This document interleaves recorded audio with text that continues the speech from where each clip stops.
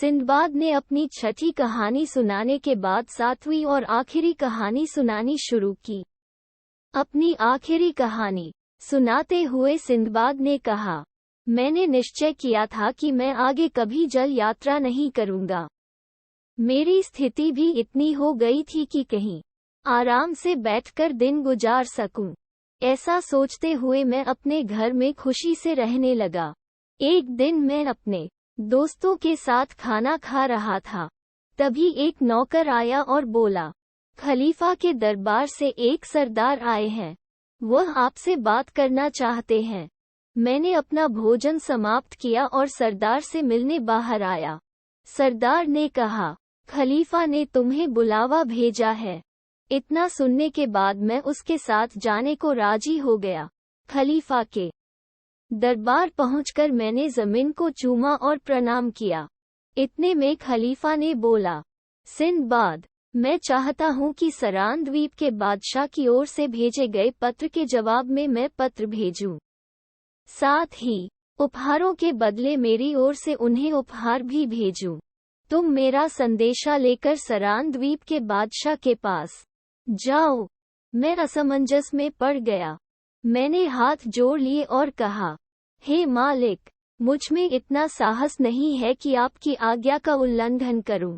किंतु बीते दिनों की समुद्री यात्राओं के बाद मैंने ये निश्चय किया था कि अब यात्रा नहीं करूंगा।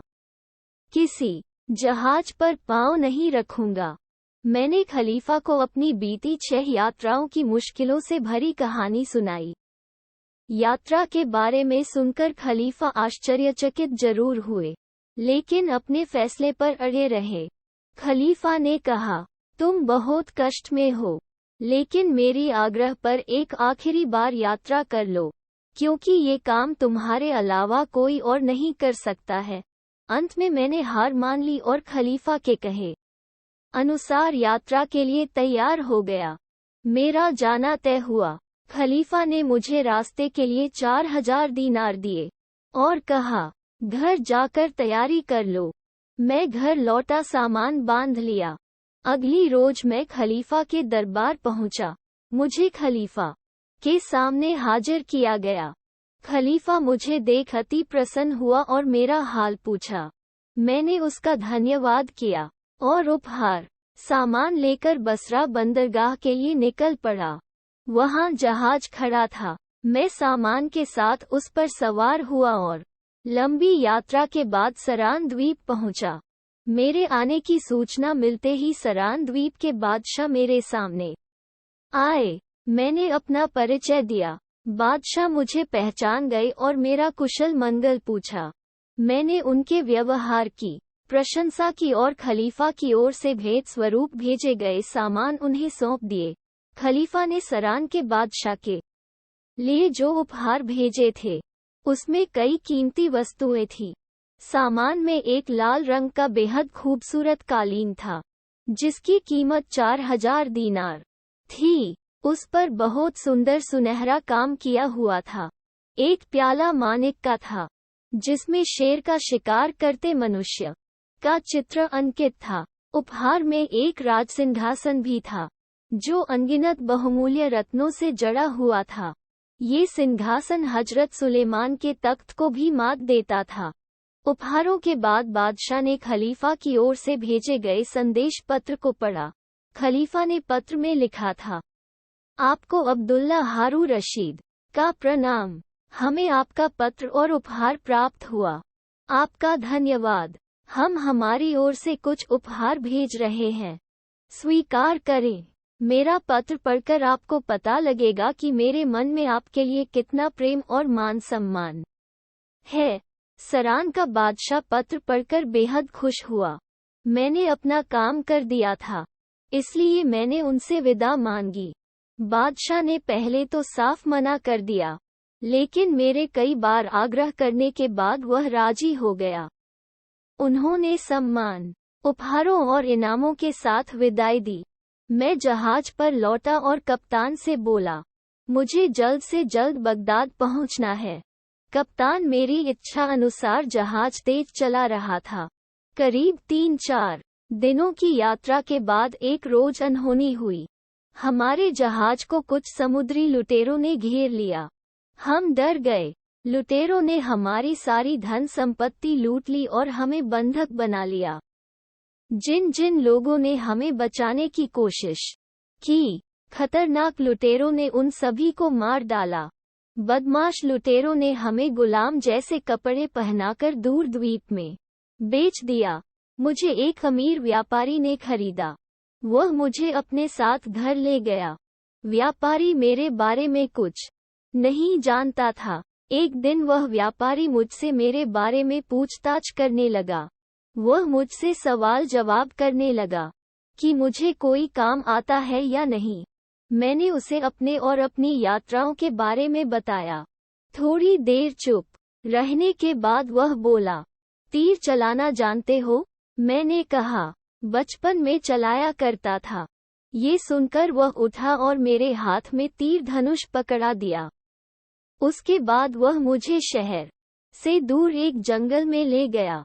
वहाँ एक पेड़ था जिस पर उसने मुझे चढ़कर बैठने को कहा और साथ में उसने ये भी बोला कि मुझे हाथियों का शिकार करना है।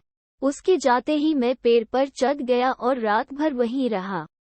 अगले दिन सवेरे वहां हाथियों का झुंड पहुंचा। मैं डर गया और एक के बाद एक कई सारे तीर मारने लगा। तीर एक हाथी को लग गया और वह जमीन पर गिर पड़ा।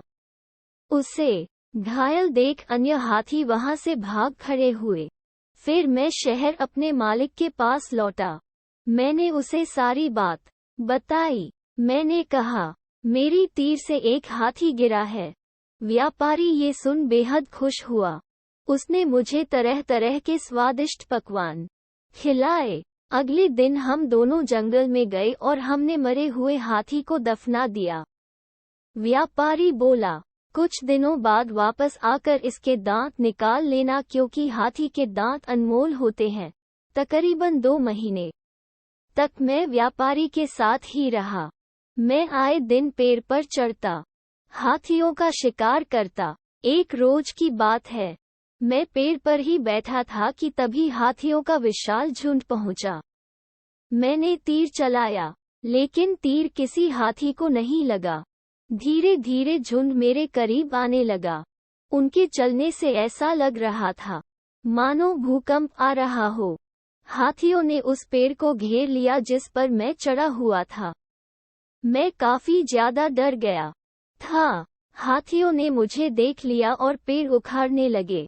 इतने में तीर कमान मेरे हाथ से छूट गया। मैं धरती पर गिर पड़ा।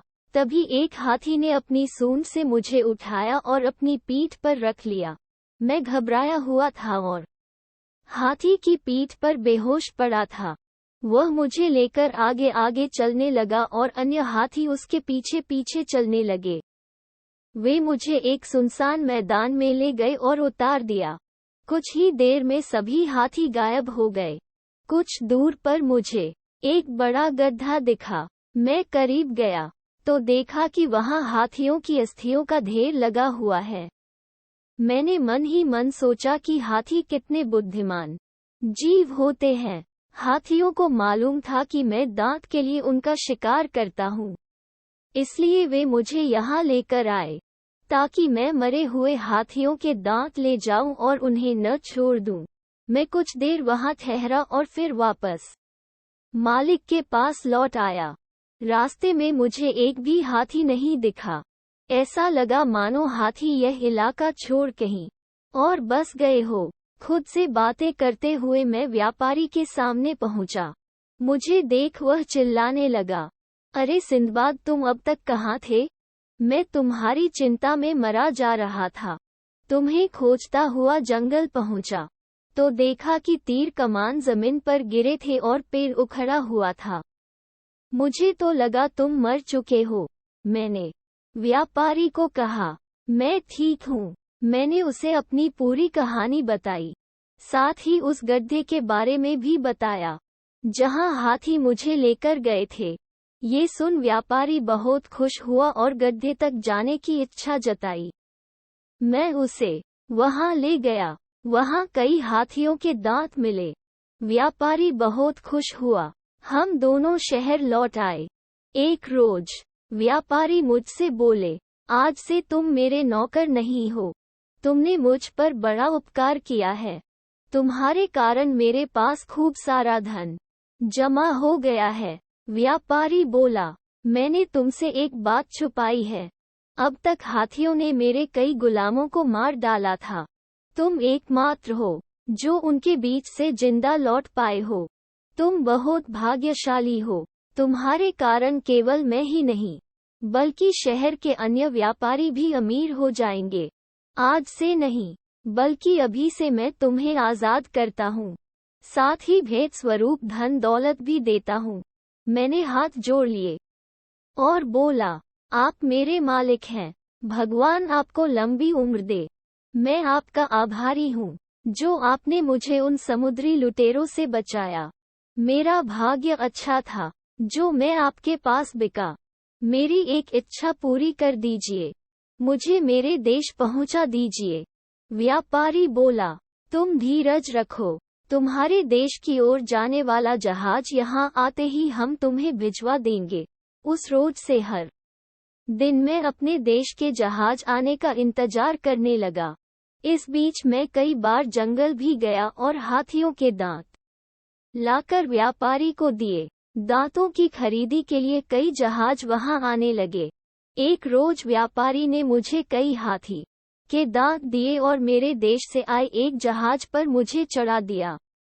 व्यापारी ने रास्ते के लिए मुझे खाने का सामान भी दिया। मैंने उनसे विदाई ली और कई द्वीपों की यात्रा करता हुआ फारस बंदरगाह पर पहुंचा। वहां से सड़क के रास्ते का सहारा लेकर मैं बसरा आया और अपने साथ लाए हाथियों के दांत वहां बेच दिए।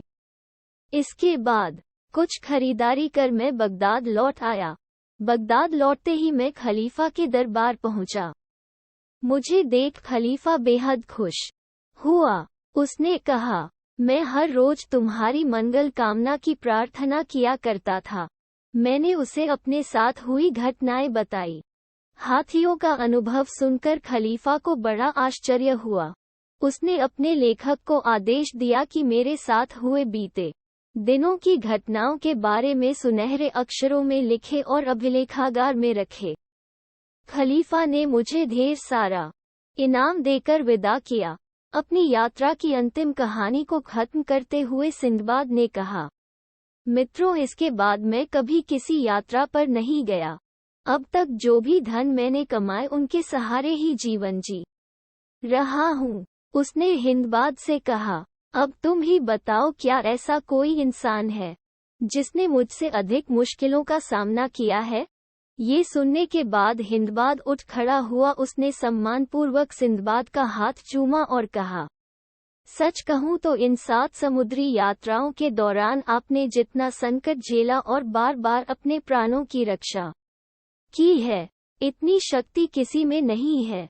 मैं अब तक अपनी स्थिति पर रोता था और आपकी सुख सुविधाओं से जलता था, लेकिन अब मैं भगवान का लाख लाख शुक्रिया करता हूँ कि उन्होंने मुझे मेरे परिवार के बीच सुरक्षित रखा है। वास्तव में जो सुख आप अभी भोग रहे हैं वह आपका अधिकार है। मेरी भगवान से प्रार्थना है कि आप हमेशा खुश रहें और आपका मान सम्मान यूं ही बना रहे।